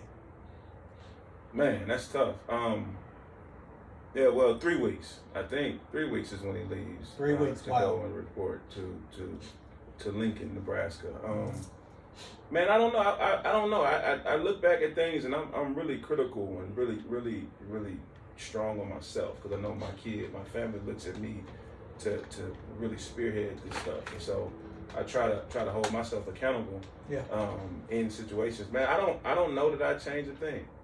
I don't know that I changed a thing. Mm-hmm. Not that it was perfect, not that everything turned out to be perfect. Right. But what I do know is the product that I have today. Right. Right. And so to get to that product, it took some losses. Mm-hmm. It took some nights where it was some tears. My end too. You know what I'm saying? Some nights we just weren't good enough. Yeah. Some nights we got smacked in the back of the head, say, "Go on back to Little Rock." You know what I'm saying? And so, but that doesn't happen if you're trying to coddle and trying to make sure that everything is a win for the kid. I think losing needs to be a part of the equation, because I think losing creates hunger. Losing creates a situation that they're really ready to fight for, and they should be ready to fight for. And if they're not ready to fight for it after losing or certain things like that, then you might be barking up the wrong tree with the wrong kid. But man, Reg, I from being a young boy, 7th grade and below, he rocked with me. I was his coach. I was his head coach from 7th grade on down. Right. There was a lot of things I instilled, a lot of things that we talk about to this day, that worked. Some of it is not so good, right? At the 7th grade, 8th grade, I let him go to Buchanan, right? He played with Buchanan. Rewinding back a little bit, about the 4th, 5th grade, me hosting Jam for Jerseys. Mm-hmm. A lot of relationships throughout the nation, and met a guy by the name of Clyde Jackson with Houston Hoops Blue Chips. They were the number 1 team in the nation at that particular point in time. Right. Was a big draw to Little Rock, and we had them play over at Hall High. I'll give you a scenario, put you inside of the story. They were going to play, this is when Made Hoops was just starting, right? And so we had this thing called Jam for Jersey going on in Little Rock, and all the teams, not all of them, but the vast majority was saying, man, we hear all the list of the kids and teams that are coming to Little Rock. We're pulling out of that and coming to Little Rock. Instead of Made Hoops. Instead of Made. This is when Made was just getting started. Right. Chad and Malik, not Malik, Monk. What's Marcus Monk. Yeah, they were getting it all started. And me and Chad laugh about this to this day. He's like, man, I didn't know who the hell that cat was from Little Rock, but man, he took all my teams. And so Jam for Jersey, yeah. And so we had Bishop Park and Bryan, we had Benton, we had Hall. Yeah. We had several. I think you had like 9 sites. 12 courts. 12 courts. Wow. Had 186 that was teams. The biggest one, wasn't it? One of the biggest ones. Mm-hmm. So he's coming in with this particular team. I matched him up against Jay Barnett in Arkansas Rising Stars. Shout out to Jay. Yeah, they were like the number 15 team in the nation. This blue chip team was the number 1 team in the nation. So I put him at my biggest venue to have the most crowd. Hall. Yeah, Hall. I remember that. Yeah, at Hall. And so I put my team, my boys, right before that, thinking that some of that crowd would come in early and my kids would get a chance to play in that environment, right? Against a good team out of Memphis Warriors, if I'm not mistaken. And so we were running a little bit behind, and so now the teams are starting to come in. Clyde comes and sits on the end of my bench, and the gym is getting packed, and Jacob was having a good game. And I remember like pacing back and forth as I'm coaching. This is 4th, 5th grade. Did you know Clyde at the time? I knew him from phone. I knew him from, And he's just coming in because they're going to play next. He just sit at the end of the bench. Yeah. Big time Clyde. He had Bronny on his organization. Right. Blah, blah, blah. He's the Houston Hoops Blue Chips at that particular point in time. And so he sits on the end of my bench. And he's like, man, who is that kid? And so I'm just trying to coach my game. We end up going to overtime. So now we're super late. I said, man, at the end I'm like, yeah, that's my boy. He's like, man, you gotta give him to me. And so I said, well, okay, we'll see, we'll talk. End up letting him play a couple of times at a couple of tournaments. This is the 4th, 5th grade, so he got a taste of the outward stuff early. Yeah. Right. So that went well. 7th grade is when I stopped coaching. That was right around COVID. Senator Buchanan. Buchanan's the first one to put the ball in his hands. Right. I had the ball in his hands, but not as the facilitator. He was more of a scorer with me. Right. He was more of a scorer with me. Buchanan put the ball in his hands. He was the first one, and appreciated Buchanan. First one to do it. To put the ball in his hands and say, hey man, figure it out for us. Saw something. Figure it out for us. Yeah. And he thrived in that role. The next year we wanted to do something else, and went to play for ISO Joe. That was all right. That was 8th grade summer. And that worked out well. I think me and my kid got a lot closer that year, right? There was a lot of things that went on that weren't basketball related that we both had to learn. Can I interject right there? That crew could have been special. Could have been. Well, go ahead. Could have been. Me thinking out loud. Me thinking out loud. No, go stop. Pause. Yeah. Me thinking out loud. Say it. What's the kid from Mississippi that was with that bunch? Sam Funches. Jordan Williams. Jordan Harris. Yeah. JJ Andrews. Yep. Jacob. Yep. Micah. Hansberry. Yeah. Landon Hill. All right. Okay. We said a lot of these names. The kid from up there at Fayetteville, I forget his name. Tavion. I'm sorry. That's my guy too. I love his dad, man. Johnny Taylor, his dad. The good people. But it just didn't work. Now Jacob and JJ never played on the same team. JJ ended the year before, and we came in the year after. Right. Like we missed each other by a year. Moved on to something else. Yeah, we missed each other by a year. Right. But that talent was in the program. Yeah. And it could have been right, but it just didn't work out. My kid learned a lot. I learned a lot, and again, like I said, me and my kid got a lot closer. Well, then after that, it's 15U time. Go to live on, right? And this we had some good times in New Orleans. Yeah, had some really good times in New Orleans, man. That's when he took off. Yeah, they had a need for a thing. Clyde, now introducing back to Clyde, same guy in 4th grade. Right, Clyde is running the live on. Yeah, him and Randy Livingston. Well, that went beautiful. Got a chance to really interject my kid into a situation where they needed what he was. And he had to go and be a number one there, right? Now some financial stuff at the end of the deal kind of soured us for the next year, right? And live on? Yeah. Okay. Yeah, we don't have to get into that. But that kind of made me say, we're going to go find something else. Wanted to do some stuff with a little bit more organization. Yeah. Wanted to do some stuff with a little bit more, hey, let's think about this thing on a different level. Right. Roles and opportunities. And so we go to MoCan, 16U. Jacob starts off. They recruit him as a 1. He goes in, and to be honest, man, I think he was good, but I don't think he was good enough to be a 1. Right. There. Right. Okay. MoCan is a little bit more of a structured. It's a program. It's an absolute program. They got it put together. They're the cream of the crop in terms of programs. Yeah. Right? Now, I think, in my opinion, and it is what it is, I think it can be a little bit too boxy. Rigid. My word is boxy in terms of, you do this and you do this and you do this and you do this. Mm-hmm. And I got a kid I think is a little bit more gray area than boxy, right? Need a little bit more freedom. Yeah, and so when he was playing point, he was trying to do more than just play point, and so then they moved him to a different position, and I don't think he was mentally mature enough to handle that. Good enough, yes. The year prior to led the EYBL, was second in the EYBL in scoring, right? Put him in another situation, and he's still trying to score it, but they needed him to just be that, right? And so I was like, that didn't. They had another kid situation over there that they, I think, was, and we won't go into detail, but we know what that was about. I'm telling my story. He telling his story. He can elaborate if he wants. Because I'm the one that follows the recruiting and some different things and that sort of thing. And the Mocan particular situation had a young man on the roster that was supposed to be the man, and he ended up being just in my opinion, he's just average. He's just average. Respect. Yeah. Respect. Go ahead.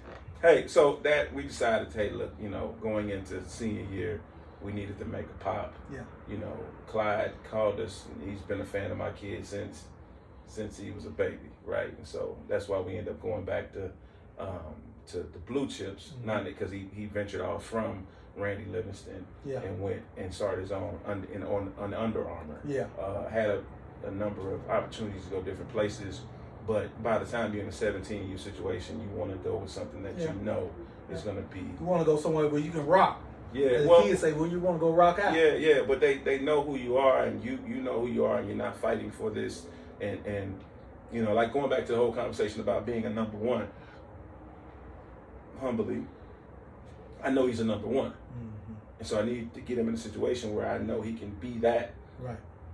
Versus going to a situation where it's in question, and now it's a fight, and then also too, I ain't from there. So I don't know who's in bed with who, and so I want the most neutral situation that I can get to. I don't want daddies coaching the team. I don't want you know what I'm saying. I don't want uncles or nephews of the program director playing on the team, because it leads to hairy situations, right? And so that's the research that you got to do. And so I went with Clyde. And of course, it wasn't perfect, but yeah, he was able to do what he was supposed to do. So. Man, I'm big on different tastes, different feels. I'm not the guy that's just gonna go and eat a burger every time I go out. I want to go try something new, right? I don't know what I don't like if I hadn't done it or if I hadn't tried it. And so with my kid, I want to be able to taste. I want to be able to feel different situations, different coaching styles, and see what makes him tick. So let me ask you this, Jay. When does Jacob share with you? And not just from your perspective, but does he share with you how it was playing with somebody that'll be a potential top 10 pick this year? Yeah, absolutely. Does he share with you how that was? Yeah. And anything he might have picked up from that particular situation? And he's talking about Michael Brown. Yeah. He's played with, I think, a couple pros. But Michael Brown, he played with him at DME. Yeah, man, he talks to him or texts with him from time to time, still to this day. And man, I'm going to always sing the praises of that kid, because sometimes you run into people that don't want to give up space, right? That was his space, wasn't it? DME was his space, right? And he had the green light to shoot it 37 times, right? But he needed a particular type player with him. My kid transfers from Compass to DME, right? Knowing that we're going to play with the guy, right? The guy. He's a guy. Yeah. He's the guy, and knowing that mine can be able to mesh in and be what he needed to be. So we got a chance to play on the ball when Michael wanted to score it. Right, he got a chance to facilitate, and then when Michael needed to be the point guard, right, mine could play off the ball, right, and do some different things. So I think they meshed really, really good. They had a lot of success up there at DME. Yeah. So yes, he has talked about it. I think yes, he does keep some of that stuff in his memory bank. And then also, man, he's seen some tough days up there with them, and how tough his dad was on him, and how much he worked, and. Man, it's like, nah, do I really love this or not? And so I think he's made the decision that, yeah, he really does. I just wondered about that. So y'all come So home. instead of competing against them Right. and trying to take up space, trying to take space, it's you gonna see who I am. They've had some 1-on-1s, they've had some 2-on-2s where, I'm here too. I'm here too. And so that kid, from what I've seen and the times I went up there to get a chance to just be in their space, man, he's a giving, he's a loving kid that looks like a baby. Right. He's an absolute monster. Right, he is. It cut your head off. He is. Yeah. So I'm gonna put you on the spot.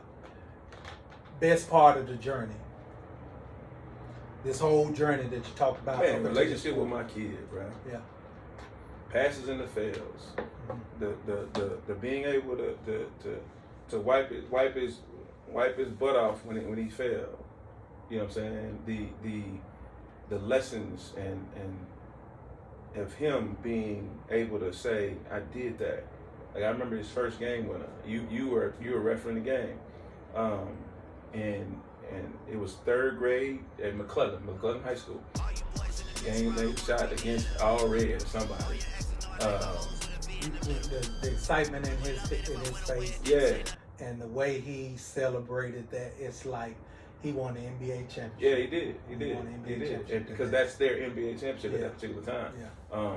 And so I remember where I'm going with that story is, man, he's so quiet You and gotta shy. clip that. You know you gotta clip that, right? Yeah, I put it in there. Yeah. But he's so quiet and shy after the game was over, and he hopping in the car. Like, let's go. Yeah.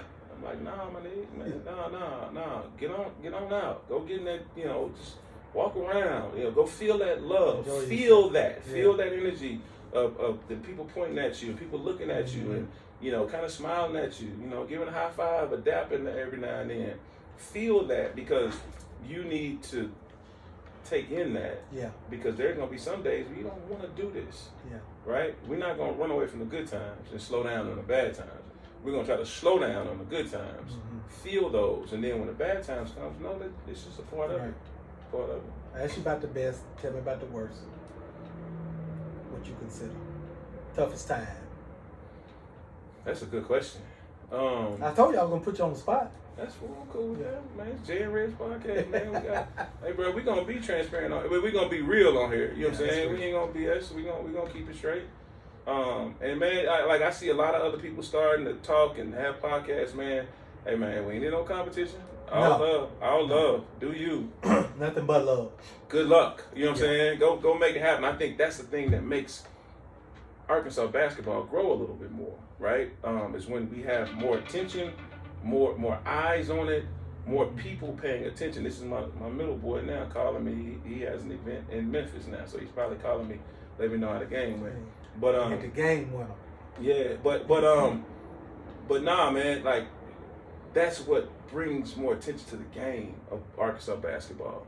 Right? Get on your podcast, get on your stuff and talk your stuff. Now, try not to be so blatantly obvious of not likes and don't likes. You know what I'm saying? I just hate the subliminals, bro. Yeah. That's the subliminal stuff is just it's petty. It's petty for grown men to throw subliminals, especially grown men that throw subliminals through their kids at other kids, so forth and so on. I mean, bro, what's that about? Nah, I mean, what you gonna do? You gonna go fight them? No, you know what I'm saying? Like, man, people got a voice and an ass. They gonna use both of them. Yeah. You know what I'm saying? So, I mean, people's maturity level is going to be what that is. Right. You know what I'm saying? I can't control or deal with none of that. Now, once it gets too outlandish, especially if it's towards, something over here, then there's conversations to it. But man, I typically don't buy into that, man. People are gonna do them. Right? And so, and then also, I think too, man, what people don't realize, if you go back and do a study, the cats that diss cats and try to uplift other cats, they don't help. No. They don't help at all. It actually puts a target on that kid. You know what I'm saying? Like, so be straight up. I talking about this, people they always put the number one and number two, they pit them against each other, right? Why? Why do you think that? Because people can't. Most people can't win. Because the kids care, but do the kids really care? They care, but do they really care? Some. So, and I was going somewhere with this. like people tend to think like, oh, Jacob and JJ. Hey man, them kids are cool. Yeah. Them kids are cool. Yeah. And they both going their different. They got their different paths. I shared a story about Jacob's first time getting invited to USA. Yeah. How JJ welcomed him in, right, on that stage. After their big game in, I think, at Little Rock Christian, when it's a lot of energy in the room, man, they embrace each other after that game, right? They embrace each other. Game recognizing game, you know that, right? Yeah. But we us as people, we gonna try to pit against, it's Prince and Michael Jackson. Yeah. It's the thing that's popping up now with and I don't want to start it, but it's the class of 2029. Two kids that are really, really good that people are starting to, and it's like, man, no, both of those kids are players. Right. Man, just let it be. You know what I'm saying? It's cool with some competition. It's cool with them going back and forth. And then but going back to my situation with that, on here, man, my kid has made a ton of claims this year.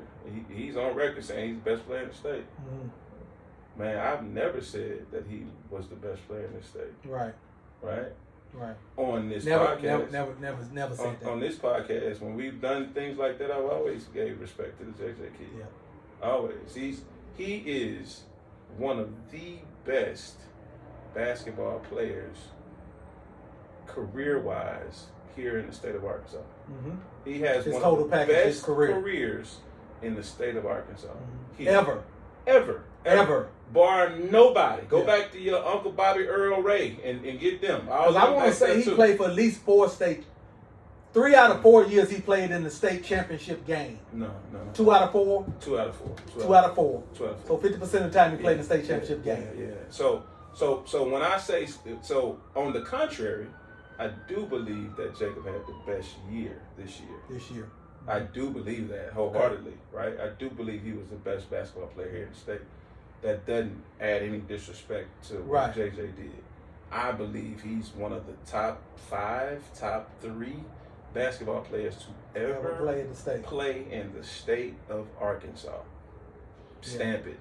Right. I don't care about any names you name. I'll put him above 95% of them. Yeah.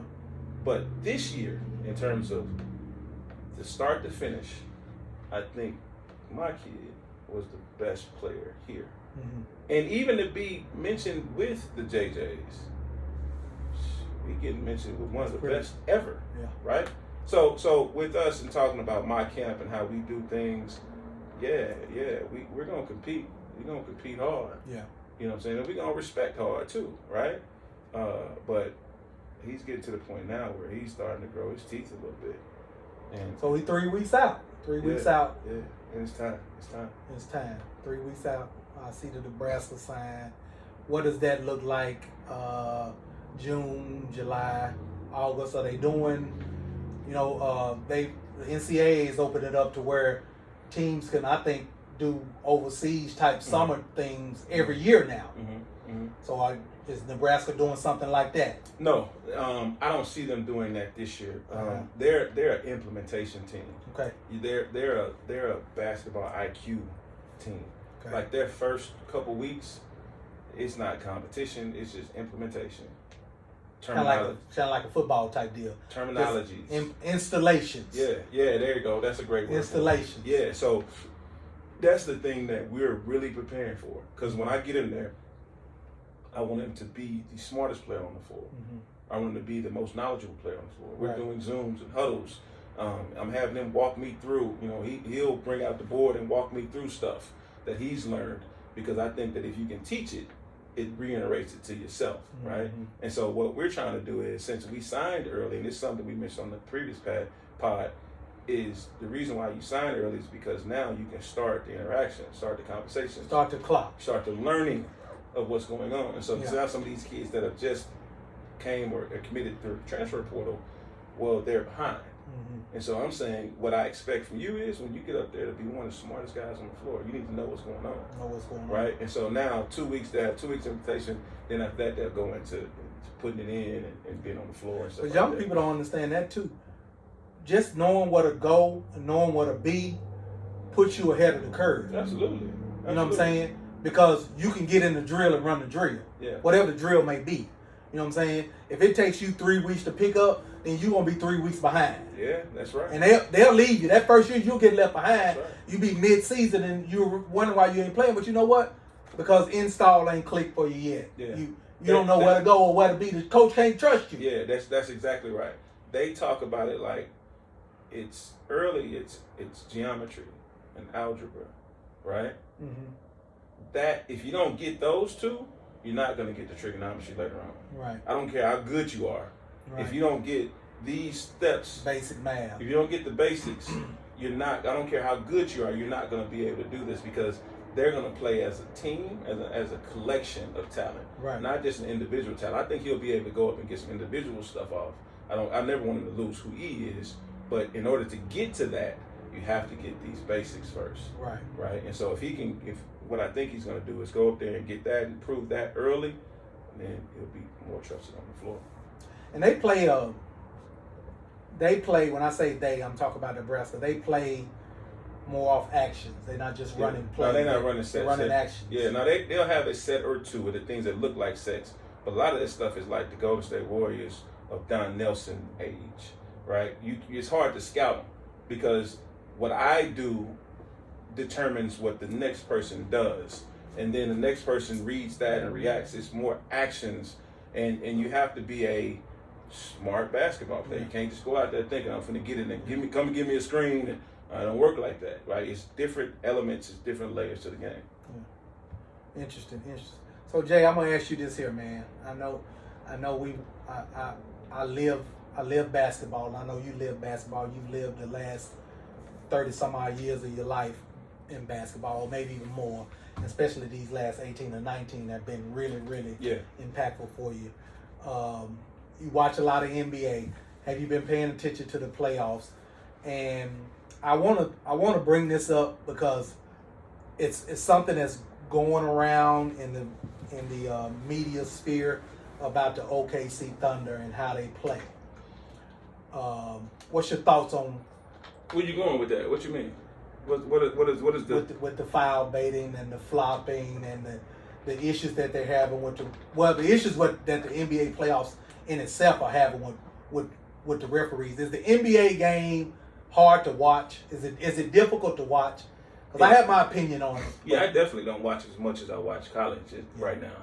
I'm watching it more than I watched in the regular season. Uh-huh. You know what I'm saying? Nah, man. With OKC, man, I think they're super talented. I think they will win it. I don't see anybody beating them. Of course, I want my Lakers to win. I want LeBron to win. Yeah. But I think there's too much talent. I think that I don't have too much of an opinion about it, Reg. Man, they hooping, right? And they'll flop. But what does Joel Embiid do? Right? Here's my thing, Jay. Talk to me. Don't be trying to set me up. Say what you're saying. Here's my thing. I thought you had a little bit more input, but this is what I'm gonna say. I'm pretty sure we're after you talk. But go ahead. When you're that good, okay. OKC's good. They're the deepest team by far in the NBA. I mean, they go 12 deep with some studs. And Jalen Williams, not Jalen Williams from Fort Smith, but the other Jalen Williams is out. J-Dub, and J-Dub, and they ain't missed a beat. Yeah. They didn't miss a beat when he was out. They don't have to play the way that they play. Why not? To be where here's the thing about it. It's to me it's just it puts an eyesore on the NBA to continue to foul bait, continue to flop, so forth and so on. It's almost like it's almost like it's a joke. Well, I think that's an NBA product. So that means the people in charge need to get it under control. Like, so how do we do that? How do you do that? Well, you're a referee. Call a foul. Call a tech on the fly. No, Jay, it's not that easy. Okay, what would it make it easy? How do we do it then? It's not that easy when you're refereeing and every single play. It's something. What? No, not so much as that. Every single play, the guy with the ball or the team that's on offense is trying to trick the referee. Yeah. You see what I'm saying? So imagine it's no different than driving. Yeah. And you just driving, you just doing your normal thing, and there's certain things that you're supposed to be looking for, so forth and so on. But there's always somebody out there that's trying to trick you into crashing. Okay. So that's basically what's going on with not just OKC. I think it's an NBA problem. Yeah. I think this is an NBA problem that's gotten so out of hand that everybody is trying to trick the referee to the point where the referees just get to the point where they just won't call nothing. Okay, so let me ask you this. Because everything is fake and being fouled. Don't we get on police officers when they and this might be a little too much. I don't want to. You gonna get the law enforcement in this? Well, we fuss at them for not going Enforcing back to the their law. training. Okay, not going back to their training. I like okay. Right, not going back to their training. Yeah, You in hostile situations. In hostile situations, Okay. you should be able to relate back to your training. Right. But sometimes they make decisions that Emotional decisions. Yeah, right. Mm-hmm. So let me move back over to the basketball side. Well, no, let's stay right there for a second. But they get paid and trained at a high level, so we expect them to hold the law at a high level, right? Mm-hmm. My NBA referees get paid pretty damn good. They do. So at some point, stop crying. They do. Like, figure it out. Like, let's come up with, as the referee union, how to get the thing taken care of, because the pros are trying to get an advantage. They're well paid. They're well compensated. So are the officials. Yeah. We ain't talking about reffing 6th grade at Penny Boys and Girls Club. Yeah. These cats are taking care of some legacy. good money. They're taking care of legacies. So it ain't my job to make your job easy. Yeah. It's my job to win. Yeah. You see what I'm saying? So now, but you can win without foul baiting. You can win without trying to trick me. I can, but this gives me a higher opportunity to foul to win. Yeah. Right. Yeah. So when I go to the basket, I'm gonna take that little bump and I'm going. I'm gonna fall down, but you hit me. But I want to make sure you saw it. I saw Shay do some stuff the other night, and he flipped 3 people. Yeah. On some stuff that he just didn't even have to do. Yeah. I mean, just a basic hit on the arm. Yeah. He got hit on the arm. You're gonna go shoot 2 free throws. He contorts his entire body and take 2 other people out. So do something about it.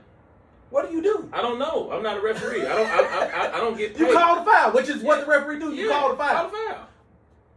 But it's unnecessary. It's unnecessary. Man, it's unnecessary. Some of the stuff the referees say to the players. It's unnecessary. Now here I'm gonna get my soapbox. It's unnecessary when referees come in the game. When you paying them to be there, the game starts at 8 o'clock. They show up at 7:58, walking in all slow. 8:03. Yeah, walking in slow with their sandals on. And I gotta and then I gotta get ready. Yeah. But then when the game in, they want to rush the people to get the game started fast. And I need some popcorn. And I need drinks too, Dr. Peppers and everything. That's right. That's unnecessary. That's at the end of the day, there's gonna be some give and takes. Yeah. So again, man, I hear you, and I've heard some stuff, and I don't watch the game like that. To worry about that. I just know they're talented. I'm looking at other aspects of the game. With them, they're so smart. They're so good. It's kind of like AI. They're trying to learn different ways of winning. They're trying to win every single possession. Yeah. Every single possession. Like Chris Paul. Chris Paul is the master manipulator. He's a master manipulator. Flopper. He's trying to figure out how I can win every single possession. Now, well, does it turn into trying to win or just trying to mock the game? Because it almost looks like sometimes OKC is like mocking the game. Like, no. In my opinion, I think that's your emotion speaking because you're an official, and so I think that you see it as disrespect. Yeah, it's bad. I think it's them doing any and everything they can do to win. I'm not saying I agree. Yeah. I'm saying I can see it for what it is. It's cats trying to win, but it just so happens they real damn good. Yeah. They real damn good. They're a good team. And really us team. as regular people are saying, man, you ain't got to do all that. Yeah. Well, they're trying to guarantee the win. They're playing chess on the floor. Yeah. Right? And so, man, I teach my kids. And then they turn around and beat the shit out of people. Yeah. They beat the shit out of people. Yeah, and they smiling while they doing it. High fiving and doing all that shit. Yeah. Chilling on the bench laughing like, did you see me just trick the referee? Yeah. I flopped like a fish and got a foul. I don't think any of that is going anywhere. I think that the parameters of the boxes need to be put up a little bit more stern, I guess, and just figure out. But does it make the game unpleasing to watch, though? Probably. It's beginning to the point where it's beginning, in my opinion, and that's just my opinion. I think it's an opinion of a lot of people. It's beginning to get to the point where the game is unpleasing to watch. So, yes, I'm not the biggest James Harden fan. Yeah. I'm not the Luka fan. Yeah. I don't. It's the biggest freaking crybaby. Those type things I don't like. But if you had to ask me who, if I had to pick Yeah. a team for my kid to go and play for, right, and it will be whatever 30 teams, or in his case, hopefully 32 by the time that he's eligible to be NBA draft ready. Yeah. If I had to pick, it'd be OKC. Yeah. Because of the temperament of the guys, the feel of basketball, and the way they play. They don't play me ball; they play us ball, right? So that was kind of some of the thing I tried to put into the Nebraska situation. It's us ball versus me ball, and I think my kid will champion that because he's an us guy that can do some me stuff. Yeah. And so, I can see that if you're talking about James Harden type thing, but I don't look at him like that. I'm looking at how Arkansas Jay Will, his energy is so freaking. It's absorbable. Like, he's playing with such passion. Isaiah Joe is, man, he getting his shots off. He, how Shea is picking up guys and laughing, and they having a good time on the floor. That's the environment of basketball that I want my kid to be around. So Jay, and we'll wrap up after this. You are sending one of your boys off to Nebraska. You got another one that's coming up that's playing. How do you turn the page and go back to being the dad that gets to go in the high school gym and watch basketball again? Man, it's different. It's completely different. My conversations, my communications with coaches, it's completely different. Yeah. My oldest son Jacob. Yeah, there's certain things. Before we came back here and put a jersey on, there's conversations that I need to have with the coach to make sure things look like the way it need to look like. Right? Again, we mentioned some of it at the beginning of the show. Yeah. With Joshua, it's going to be completely different. Okay. Right? Joshua's coming from playing from behind. He's starting to really take the game serious. I think he has talent to be able to do some stuff. I think he's a scholarship athlete if he continues to push. Gotcha. But that's on him. That's on him to do the work. He has to go and beat somebody out. He has to go and dive on the floor. He has to go and do the dirty work to go and establish himself. So my thing is, it's like I'm a completely different parent, right? Some of the same things I was doing with Jacob, I can't do with Joshua. You know what I'm saying? Talk a little bit about this here before we go. With the changing of the landscape of college basketball, with NIL, the transfer portal, all of that stuff, how was it trying to navigate all of that stuff? Because I'm pretty sure you had to do a lot of reading. Yeah. You had to keep yourselves abreast of a lot of things that were going on as far as moving targets, rules, regulations, moving targets, people transferring, people coming in, coaching changes, changing in the rules, 5 for 5 rules. We're letting G League players come in, so forth and so on. How was it navigating all of that? And just, throw me a little nugget or something. Throw us something that maybe just a layman person don't know about what happened in you guys' particular situation. We'll get out on that. Going back to the question for a second, I'll get to your question there. Yeah. But Joshua right now isn't at number 1, right? He's learning and growing. Okay. And so I have to. Joshua's where he's playing ball. He's at Robinson. He's at Robinson. And so I have to be cognizant of that and understanding of the conversations, because I'm not saying, man, go shoot it, go do this, go do that. And I didn't say that to Jacob either. Yeah. But Joshua is having to earn those shots. Are you rebounding? Yeah. Are you guarding? Right. Let's star in these roles, and that'll get you noticed. And then now some will be loosened up to where you'll be able to do more. Right. You have to be in control of certain parts of the game, and your game can grow. Right. Versus me coming in and saying, you got to scratch and claw, get on the floor, and then once you get on the floor, you do whatever you need to do to stay on the floor. Yeah, stay on the floor. Right. And so. Yeah, so I can't go in looking at Nick Smith saying my kid better than him or he can do. I understand what it is. You see, I went back. I'm really flying. Yeah. I'm really flying. Yeah. Okay. So, but I'm getting at that of like, there's different levels. Not that he can't be, because he's hungry. He's really hungry right now, lifting and. He's working and doing what he's doing. I'm the biggest cheerleader. I like that little lefty mid-range he got too. Yeah. So he got a chance, but that's where we are, and so I think if people could be a little bit more realistic and not worried about what everybody else is doing, do you? Yeah. Take care of your thing. Yeah. Right. So, I'm trying to figure out. You said your question. Give me the meat and potatoes of that question you asked. The meat and potatoes of the question. Just navigating the whole situation when you look back at all of the different changes that happened within college basketball, as your journey was going through the recruiting process, so forth and so on, the transfer portal, NIL, and all of that stuff, how all of those aspects changed within your 4-year window of recruiting. It changed the last year. You know what I'm saying? Yeah. How was that to navigate? And is there any nugget or anything you'd like to share with our fans, or anything that just popped out as you as just something that just you weren't expecting that just kind of came about? Nah, you know your kid. And you know, if you're realistic, you know your kid. You know what he can and can't do. He or she can and can't do. What type of personalities he or she likes to be around. What type of style of basketball they need to be around. Man, Nebraska was not our biggest NIL school, right? So that's one People thing. look at Nebraska as a football school / volleyball school. Yeah, well, yeah, but it's in a big conference. Yeah, and Big Ten. Yeah, but there were smaller schools. There were other schools. I ain't gonna just say smaller schools. Other schools that offered more, right? Like NIL package. a lot more, Yeah, right? Gotcha. But that's not the number one thing, right? We got all his life to make money, right? And I think he's gonna do a great job of making dollar. But I think that you need to really hone in on what your kid does, who your kid is, and find the people that fit that can pull the best his things, his Superman talents out of him or her, and that fit what he's trying to do.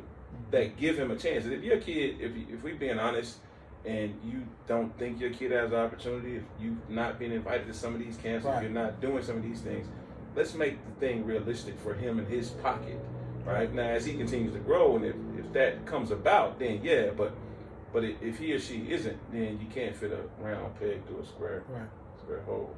You know what I'm saying? So I'd say, man, really dive into who your kid is, do the research. Don't just be in these gyms. That's my baby, that's my son, because that all feels good. When you got a kid that's a player, that feels good. He makes shots and do this, that, and other. You know, I going back now with Joshua, you hear people all the time, man, shoot it, and you know this, that. And you see parents just ruin it for the kids. You see it, and you're like, that's not going to be beneficial to your kid. And I don't come across as I try to know everything, but I know a lot. And you see some of these things, and it's like, man, you're taking your kid confidence away. You're calling his name out during the game, but you're doing this and that and the other. Man, let that kid play. Let him deal with things. Now, you might hear Jason. I might say something to the floor, but I ain't, Joshua, you got to do this. Yeah. No, it's, man, let's go harder. Come on, man. You know, blank.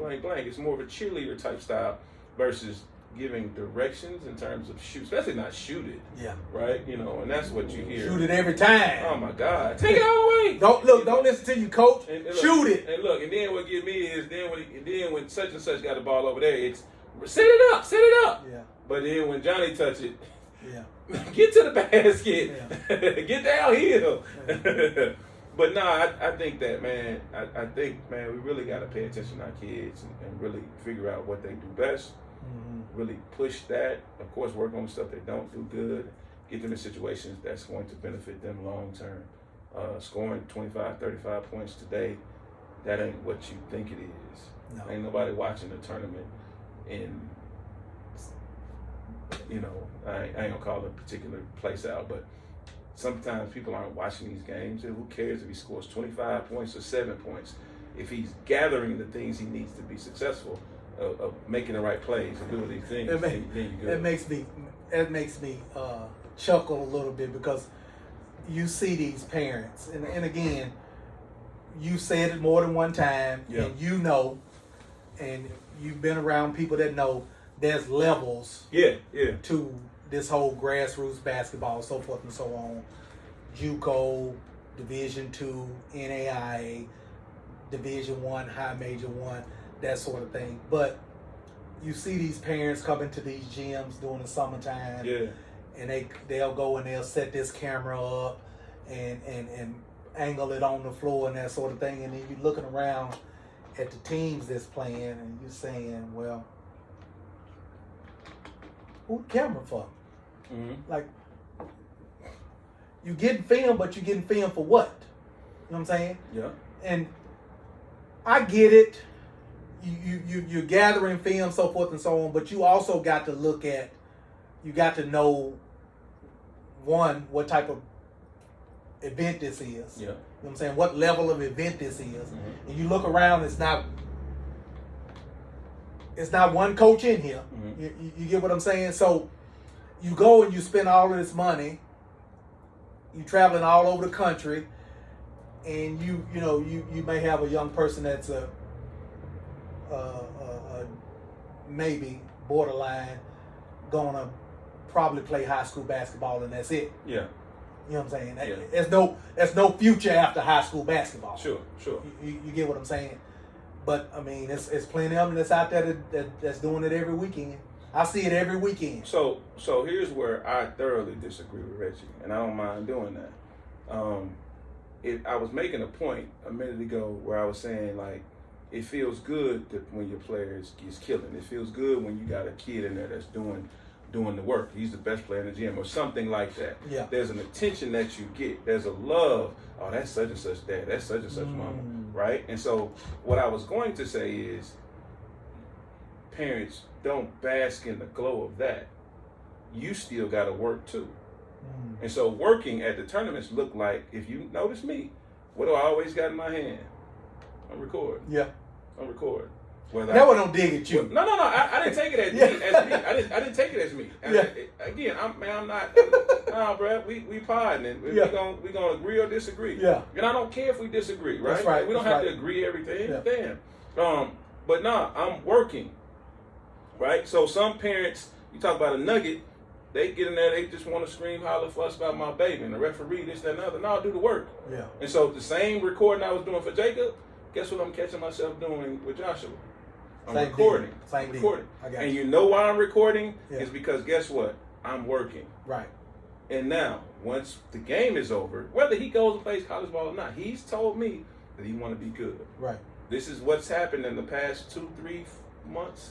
He said, Dad, I really want to be good. I want to go ahead and start taking go back serious. and break the tape down. So guess what I'm doing? If you're going to be serious, I'm going to be serious too. So when I would just normally go to his game and be a cheerleader, nah, he's invested. He's doing the extra work. He's lifting weights. He's doing his push-ups at night. So how dare me not do the work? Right. And so the work, to me and some of these other parents, I'm offended for that parent and for Joshua's dad is because I'm saying, yeah, he might not play college ball, but he for sure ain't if I ain't doing the work. If I'm going to wait and depend on somebody else. So I'm speaking for the cat that is setting up that camera. Yeah. Because they're going to go and go watch it. And now if they doing it just so they can do it, so they can put out a post on IG or whatever, then man, how dare you? But if you're going and clipping it up. You filming somebody that can't dribble and chew gum at the same time. Yeah. But if that kid is locked in and he or she wants to get better, and y'all are going and taking it and doing the research, doing the work after, man, yeah, go do that. You better do that, man. Get out of here trying to dress up and be fly. Yeah. Man, your kid not working. You need to work too. I just think that, and we can leave on this particular deal, and I laugh sometimes because me and some of my referee buddies laugh about this, and you could kind of chime in on it as well. There was a time, and basketball is different summer now. It's an opportunity for any level of basketball player to play in the summer now. Whether you can play or whether you can dribble and chew gum at the same time. Correct. There's an opportunity for you to play. Back when we were growing up, if you couldn't play basketball, you didn't play. You didn't play. Yeah. You didn't play. Yeah. You know what I'm saying? You see a lot of football players that can't play basketball, playing summer ball, or just playing any other sport. And I can see playing for fun, but in my era, your era, if you couldn't play basketball, you didn't play. You went to the park and we were out there playing 5-on-5 or whatever. You'd have a few guys on the sideline that wouldn't dare get on the court because they couldn't play. Because what we would do, we'd joan them and laugh at them, and you'd be the joke of the school next week. Yeah. If you couldn't play the game of basketball, you didn't play. Now, you might end up being one hell of a football player because you was hella fast. You know what I'm saying? Yeah. Athletic, you know what I'm saying? Or one hell of a baseball player or whatever. But if you couldn't play the game of basketball, you just didn't get out there and embarrass yourself. And I just think a lot of this saturation of basketball that's going on now is doing a disservice for the game, because it's just any coach can just throw on a polo like this here, or not even a polo, a t-shirt with a backpack, a t-shirt and a backpack, and get out here and get himself players and call himself a coach. Yeah, fuss and scream, diamond press, red, fuss and scream, and it is just it's just. But Red, it speaks to going back to the beginning of the show. Why are we extending the NCAA tournament from 68 teams to 70-something teams? Yeah. Because we want everybody to feel involved. Yeah. We want everybody to feel important. Right. I don't care. I don't mind it during the young kid era. Yeah. Yeah, they need to be doing something. Yeah. But what else are they doing? No doubt. Right. No doubt. And then there's dollars. There's people. There's a market for it. Mm-hmm. Right. Everybody wants to do it. These people have dollars to put into it to do it. And there's tournament directors who put on events that's for that particular level of player.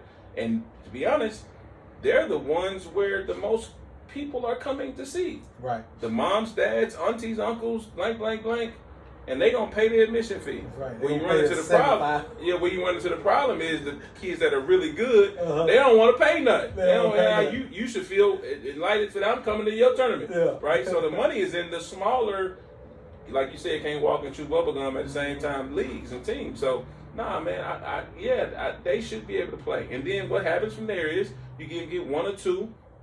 That's pretty good. And then you're going to get the higher-ups that's going to see it. They're going to pluck him out of there and come on and play with my team because we're doing it the right way. Right. And it's a never-ending thing because that team, the Arkansas Lily Peppers, that I 501 super team, superstar. I saw him at the Boys and Girls Club. I came and got him, and I grew him up and I raised him, but you couldn't take him to the next level. Yeah. So somebody had to come and get him and take him to the next level. So it's a never-ending thing that's going to always happen. And so, man, when people get out their feelings about my kid and this my kid and all this, man, sometimes it just is what it is. You can't get that kid to the next level. My ever-running joke is that people make a misnomer of the word elite because you see a lot of different. Everybody's elite and yeah. Come on, man. So Jay. Man, we've been podding here for a nice little minute here, almost 2 hours, man. Yep. You know what I'm saying? That tells me we've been messing around and we just gonna have to go and knock it out once a week. I'm down once a week. Once a week. I'm down once a week. Once a week. Yeah, I'm down. We're gonna see if it's once a week. You see it be in my office, so I'll be ready. I'm here every day. So but nah, man, look, appreciate y'all for joining us, man. Hopefully we said something that helped somebody. Yeah, man, we gonna speak our mind, man. Ain't none of this stuff on here biased. We ain't got no agendas other than trying to grow the game of basketball in this state of Arkansas. That don't mean we're gonna say your kid the best kid in the world every single time. We might have something that's not necessarily the best every single time, or we might not mention your kid, right? So if you get pissed off about that, that's go do some more work. You know what I'm saying? Which that's, as you see, that's where I feel about stuff. So. One last thing. What's up? Shout out to the mothers. Happy Mother's Day coming up. Happy Mother's Day coming up, man. Shout out. Hey, man. See y'all next time. Yep.